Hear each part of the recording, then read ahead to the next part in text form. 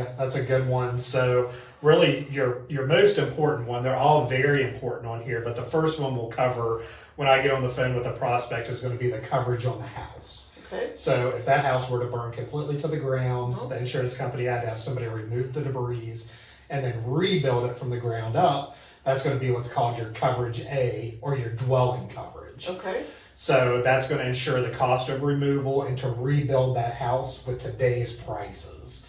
So even if you bought your house 20 years ago for $125,000, the cost to rebuild that house has gone up substantially.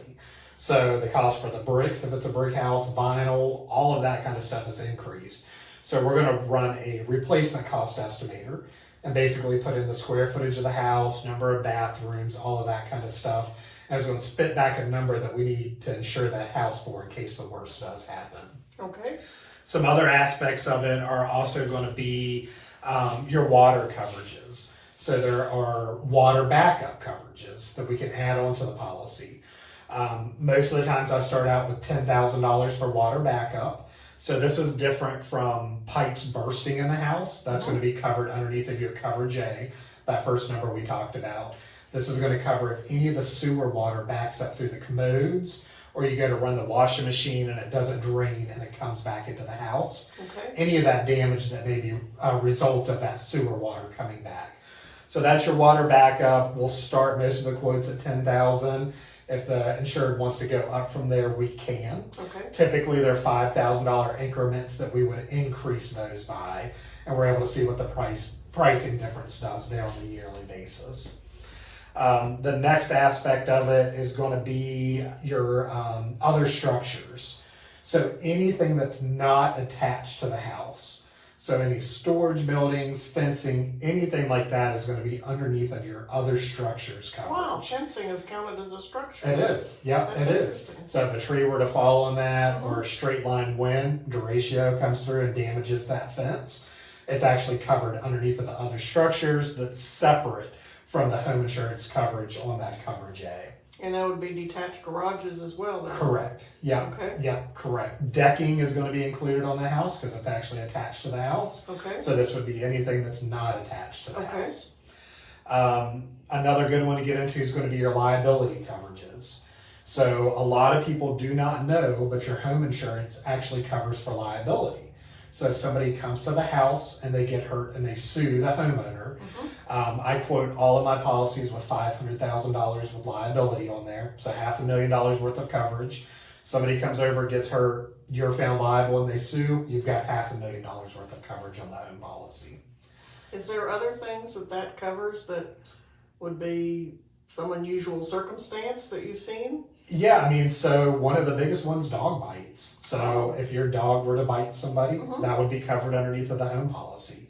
So one of the advantages of using a broker, I'm not saying me specifically, but a broker, is I have access to carriers that are okay with those high-risk dog breeds. Okay. So we're able to shop it around and still make sure you're finding the most competitive pricing. A lot of the times after we sell a home policy, somebody's going to go out and take a look at that home that we insured. And a lot of the times there could be a dog there that shouldn't be there. So that's why I do a good job on the front, making sure we don't run into any underwriting hiccups down the road to make sure, you know, there's no point in lying saying, I don't have this dog when you do. Let's just find the right home policy for you from the beginning so there's no issues. Be honest up front. Be honest up front, correct. Yeah, I'm your best friend to make sure we can make sure you have the right coverages on there for those different liabilities. Just scoot over this way just a little bit. Yeah. Okay. So the next one here, it kind of goes in with liability as well too, but this one's going to be medical payments to guests. So this is going to cover if somebody comes to the house and they get hurt and need to go to the hospital. Always max those out. Most of that is $5,000 on most of the carriers that I have. And this covers if somebody comes to the house, gets hurt, needs to go to the hospital. The best example I have, trick-or-treaters. They're not invited on the property, but they're still coming to your door to get candy. Somebody trips on your stoop and gets hurt, you could be liable because it happened on your property. Yeah, they could chip a tooth and Exactly. have to... Yeah, exactly. So you've got that coverage on there to reimburse those medical expenses. Sometimes that'll take care of it at that point as long as the medical expenses are reimbursed. Sometimes people will sue. That's where your personal liability, the $500,000 is going to come into play Okay. at that point. And then you get into your deductibles. So I'm going to start everybody off with $1,000 deductible. Happy to see what the pricing does if we take that a little higher. If you're comfortable with a higher deductible, we're happy to look at that, but we're going to start every quote we do with $1,000 because a lot of times it doesn't change the pricing a whole lot. Maybe $50 a year if you take it from $1,000 to $2,500. That's a big out of pocket if you do have a claim. So the deductible is going to be anything that happens that you have to turn in a claim on the house for.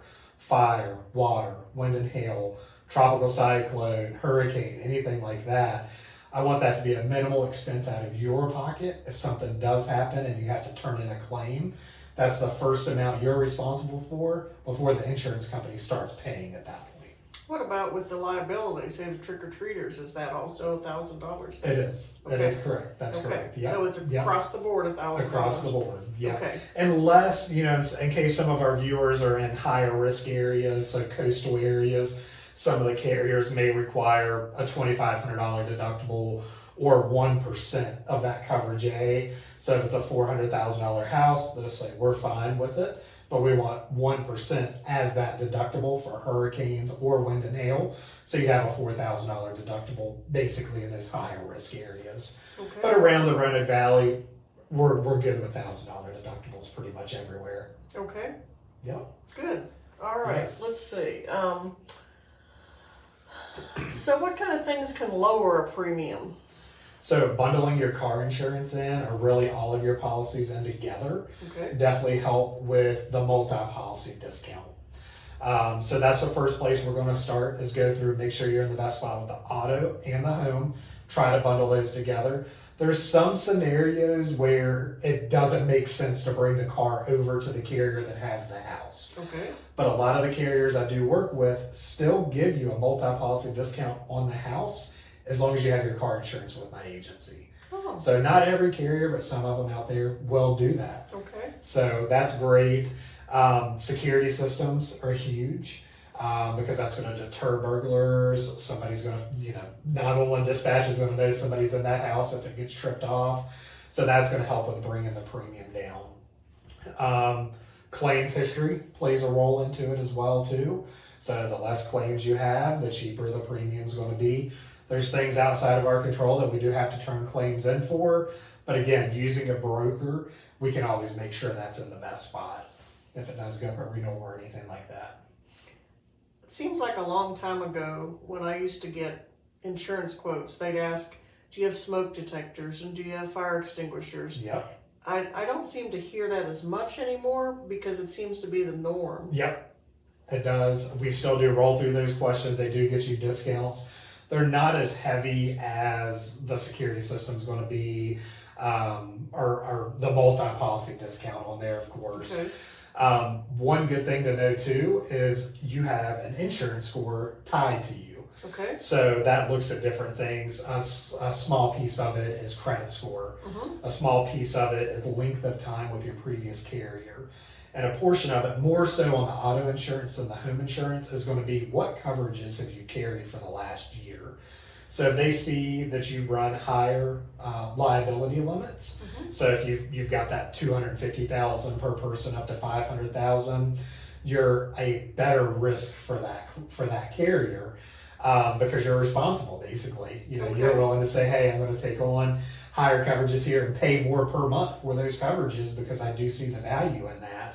You have a better insurance score with those carriers that's going to help increase your pricing. So not really a discount, but just one thing to consider too when you're looking at coverages. Go for those higher coverages because people are so happy now, and you want to make sure you are covered if something happens, and it can help you at renewal or if you're moving to another carrier.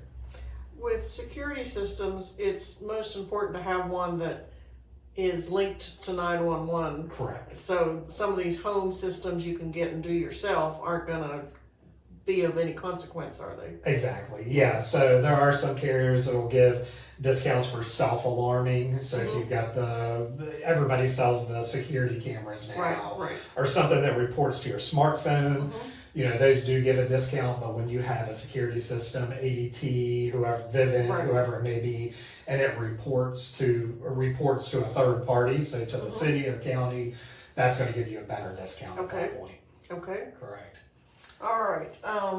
We really appreciate Justin Miller with Goosehead joining us, and we'll hear more about homeowner policies in future episodes. So please stay tuned and subscribe.